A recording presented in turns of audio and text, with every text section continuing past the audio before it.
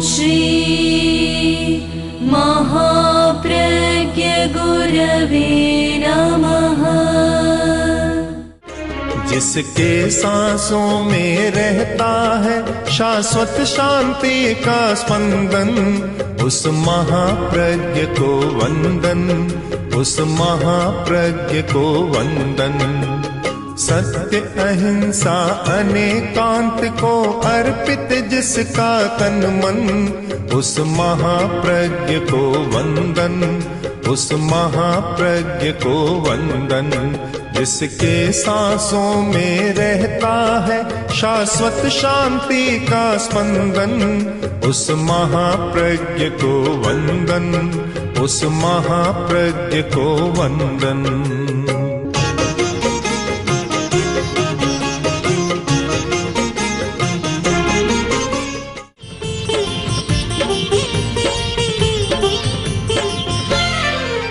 हमारे जीवन के दो पक्ष हैं, एक शरीर और दूसरा आत्मा। शरीर पौद्गलिक है, भौतिक है, और आत्मा चैतन्यमय है। इसलिए दो बन गए, एक भौतिक पक्ष और एक आत्मिक पक्ष। इन दोनों का सम्यक दर्शन हो तो जीवन अच्छा चलता है, और केवल आत्मा या केवल पुद्गल और भौतिक उसका आग्रह हो तो जीवन एकांगी बनता है और मिथ्या दृष्टिकोण पनपता है। सफलता का सबसे बड़ा सूत्र है सम्यक दृष्टिकोण, सम्यक दर्शन। सम्यक दर्शन है तो समस्या सुलझती है, और मिथ्या दृष्टिकोण है तो समस्या और उलझ जाती है। हमारा सबसे पहला प्रयत्न होना चाहिए सम्यक दर्शन। हमारी दृष्टि साफ कैसे रहे, ये बहुत आवश्यक है। व्यवहार में भी आंख साफ नहीं है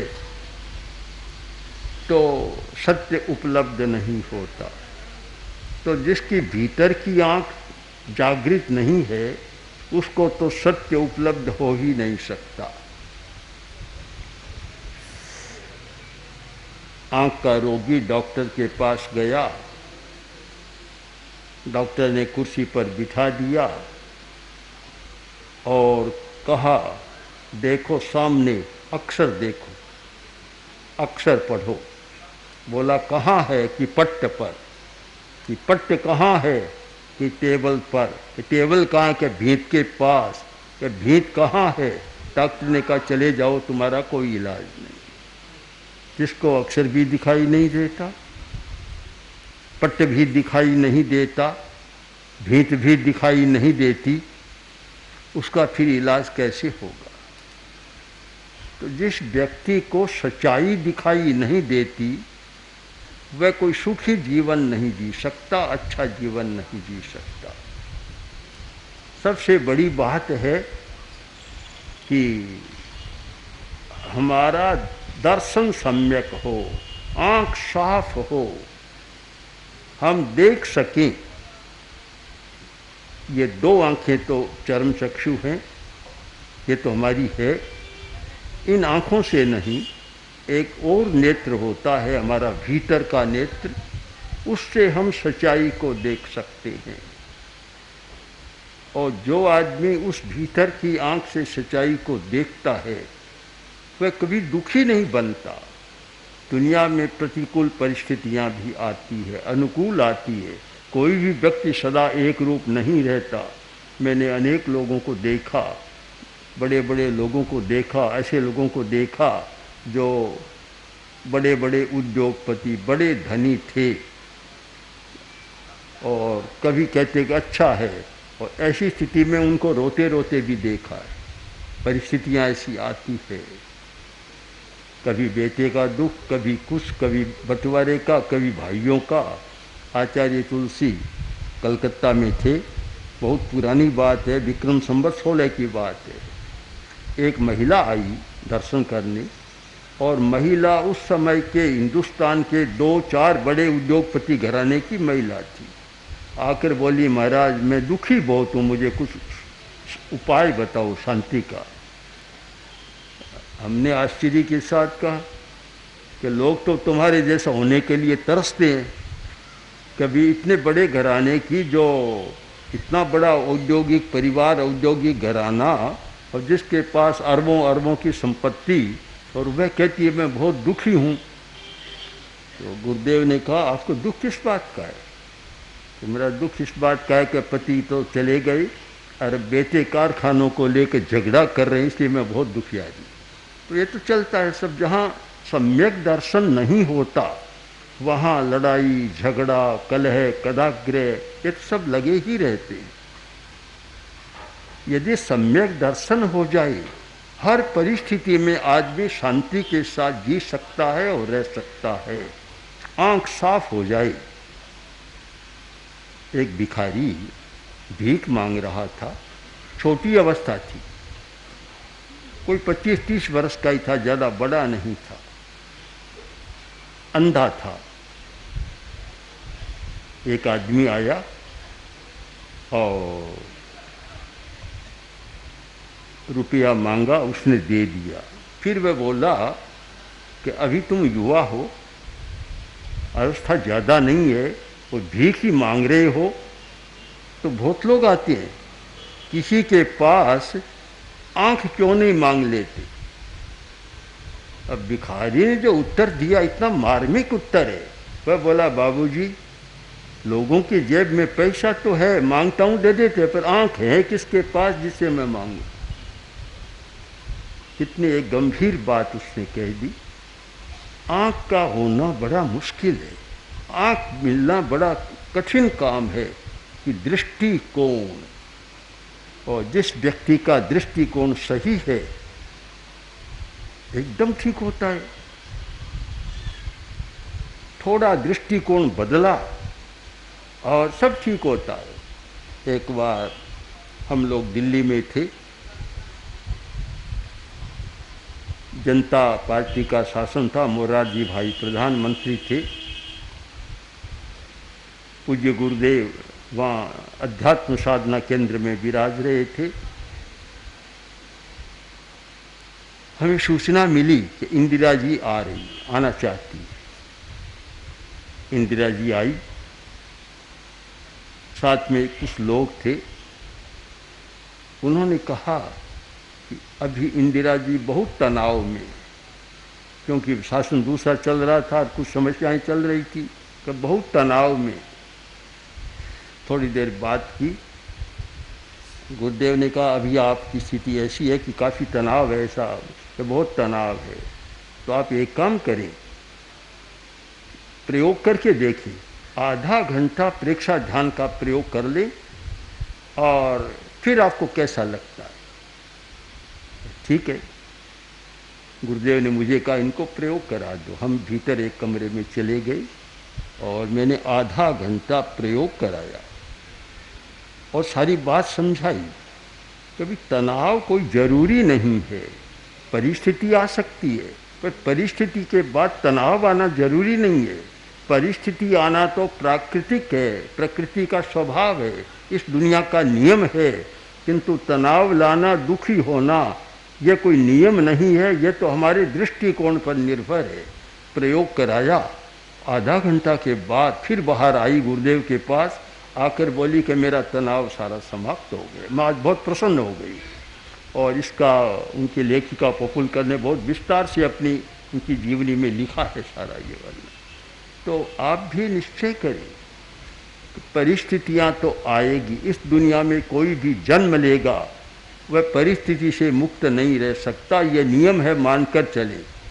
कभी बचपन में, कभी यौवन में, कभी बूढ़ापे में, कभी अनुकूल परिस्थिति, कभी प्रतिकूल परिस्थिति, ये सारी स्थितियां तो आएगी और उन्हें रोका भी नहीं जा सकता। अगर परिस्थिति के साथ आदमी चले तो आदमी भी कठपुतली बन जाएगा। फिर तो कठपुतली में आदमी में अंतर क्या है? कठपुतली को जैसे नचाया जाता है वैसे नाचती है। हमने बचपन में एक संकल्प किया था कि मैं किसी के हाथ की कठपुतली नहीं बनूंगा, और उस संकल्प ने साधना के बहुत द्वार खोल दिए। किसी ने कोई प्रशंसा कर दी, राजी हो गया, इसका मतलब कि दूसरे के हाथ की कठपुतली है। उसने प्रशंसा की इसलिए राजी हो गया, अपने आप में राजी नहीं है। और किसी ने निंदा कर दी, वह नाराज हो गया, इसका मतलब वह भी कठपुतली है। राजी होना भी अपना स्वतंत्र कर्तृत्व नहीं है, और नाराज भी अपने कर्तृत्व से नहीं हुआ, दूसरे के कारण हो रहा है। इसका अर्थ कि आदमी स्वतंत्र नहीं है, दूसरों के हाथ की कठपुतली है, जैसे नचाओ वैसे नाचता रहेगा। यह कोई जीवन अच्छा जीवन नहीं होता। धूप तेज होती है, रेत गर्म हो जाती है, धूल गर्म हो जाती है। ठंडी हवा चलती है तो रेत ठंडी, सर्दी में ठंडी हो जाती है। अपना अस्तित्व नहीं है धूल का, न तो वह ठंड और न गर्म, कभी ठंडी होती है कभी गर्म हो जाती है। ऐसे ही आदमी भी कभी ठंडा होता है कभी गर्म होता है। थोड़ा अनुकूल वातावरण मिलता है तो अहंकार में फूल जाता है, समाता ही नहीं है, और थोड़ा प्रतिकूल आया हीन भावना में चला जाता है। ये दो वृत्तियां हमेशा मनुष्य को सताती रहती है, एक हीनता की मनोवृत्ति, एक अहंकार की मनोवृत्ति। अहंकार की मनोवृत्ति, मनोविज्ञान में इन दोनों वृत्तियों पर बहुत लिखा गया है, बहुत सोचा गया है मनोवैज्ञानिक दृष्टि से, कि आदमी में इन्फीरियोरिटी कॉम्प्लेक्स होती है, और वह थोड़ी सी प्रतिकूल बात आई हीनता में चला जाएगा, मैं कुछ भी नहीं हूँ बस। और थोड़ा सा अनुकूल वातावरण मिला और इतना अहंकार में चला जाता है कि कुछ दिखाई भी नहीं देता। ये सब क्यों होता है, इसका कारण क्या है? इसका कारण है मोह। एक मोह है, मोह के कारण मोह सबको नचा रहा, वह भीतर में है, किसी को पता नहीं लगता। बाहर में तो कोई थोड़ा सा कष्ट दे तो आदमी उस पर न्यायालय में चला जाता, मुकदमा दायर कर देता है, पर भीतर में बैठा हुआ नचा रहा है, इसका तो कुछ नहीं होता। मोह, और मोह विचित्र मनस्थिति पैदा करता है। हमारी मन की स्थितियां बदलती रहती है, उसका कारण है मोह, यानी हमारी चेतना विकृत बन जाती है। जैसे नशे में आदमी ठीक सोच नहीं सकता, ठीक सोच नहीं सकता। एक भाई ने घटना सुनाई कि हिंदुस्तान का एक बड़ा उद्योगपति, वह मरणासन्न स्थिति में था, बेटा नहीं था, दत्तक ही पुत्र संभवतः था। तो उसका एक मित्र आया, देखा कि ये तो एकदम ऐसी स्थिति में है कि भींत से सिर टकरा रहा है, मरने की स्थिति में है, शुद्ध बुद्ध भी नहीं है। तब उस लड़के को फ़ोन किया कि तुम्हारे पिता की यह स्थिति है, तुम आ जाओ। पर वह तो मोह में ग्रस्त था। उसने कहा, यह बात तो रोज़ सुनता हूँ कि पिताजी जा रहे हैं, जाते तो है नहीं, रोज़ सुन रहा हूँ मैं तो। सच बताओ कि जा रहे हैं तो मैं आऊँ, नहीं तो मुझे क्लब में अभी काम करना, क्लब में रहना। ये कोई कहानी नहीं है, ये प्रत्यक्ष की घटना है। ये सारा क्यों होता है? कि मोह के कारण अब नशे की आदत हो गई, नशा पीता है, शराब पीता है, नशा करता है, जानता है तो भी करता है। यह प्रश्न तो बहुत बार आता है कि हम जानते हैं अच्छा नहीं, फिर भी वह काम करते। हर आदमी में यह होता है कि मैं जानता हूँ ये अच्छा नहीं है, यह खाना डॉक्टर की मनाही है, नहीं खाना चाहिए, फिर भी मैं खाता हूँ। ये काम नहीं करना चाहिए, फिर भी मैं करता हूँ, जानता हूँ बुरा है फिर भी करता हूँ। अब क्यों करता है? कोई भीतर बैठा है नचाने वाला करा रहा है, और वह है मोह।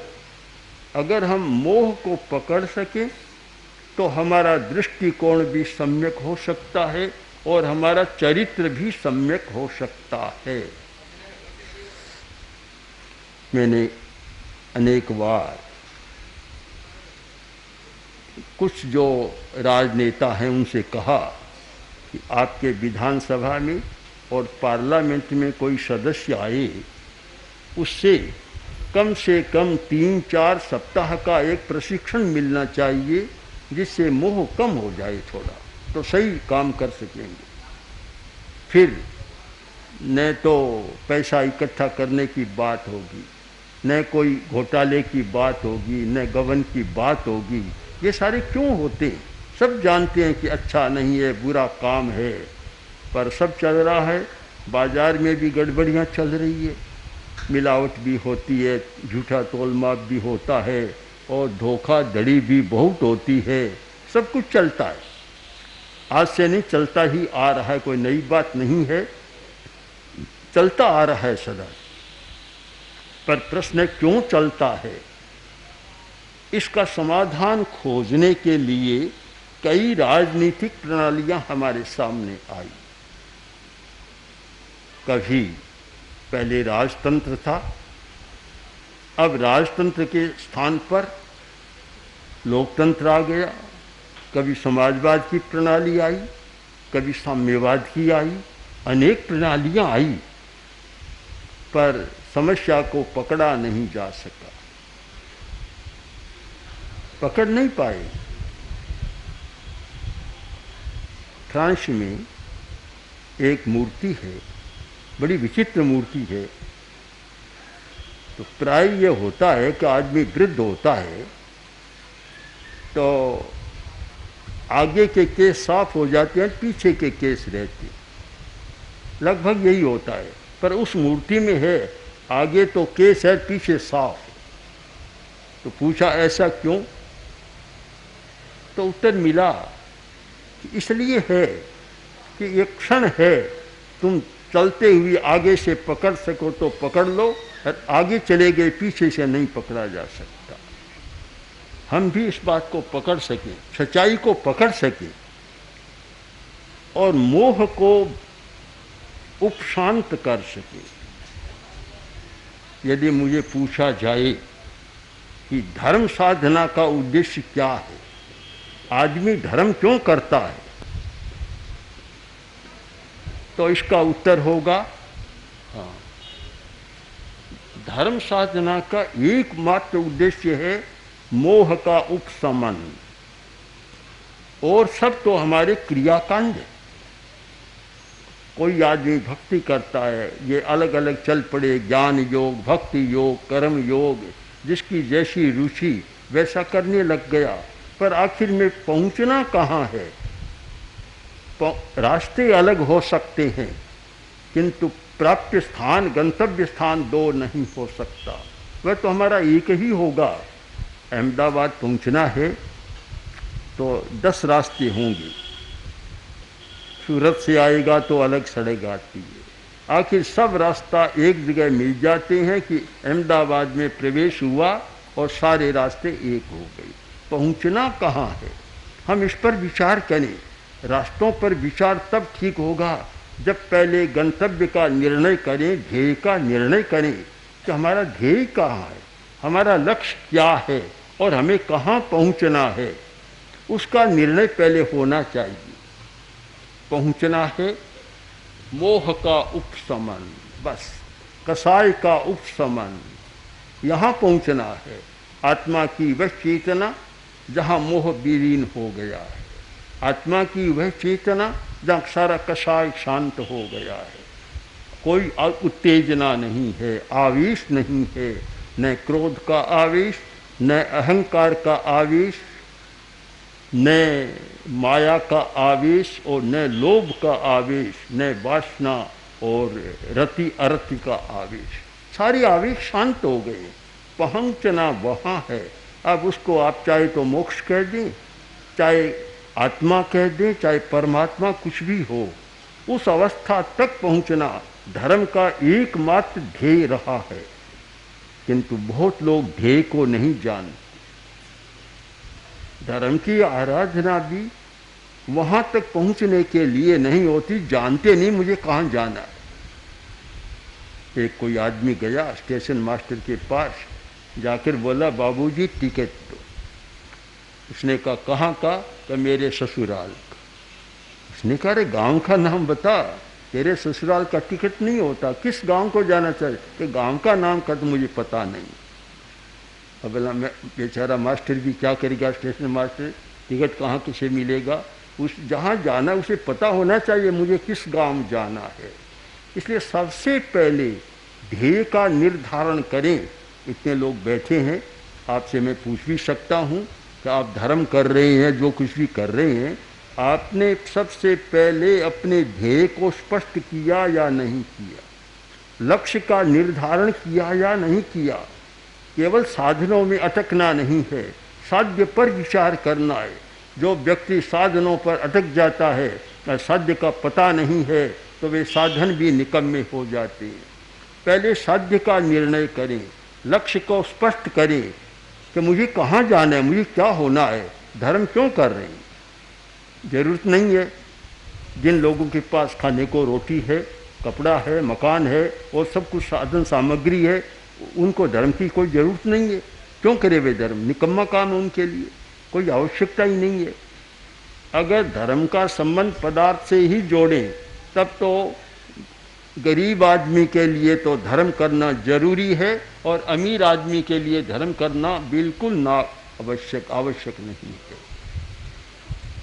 किंतु उल्टा कर देखें तो शायद यह है कि अमीर आदमी के लिए धर्म करना ज़्यादा जरूरी है, क्योंकि वह और ज़्यादा मोह में चला जाता। गरीब में इतना मोह नहीं होता।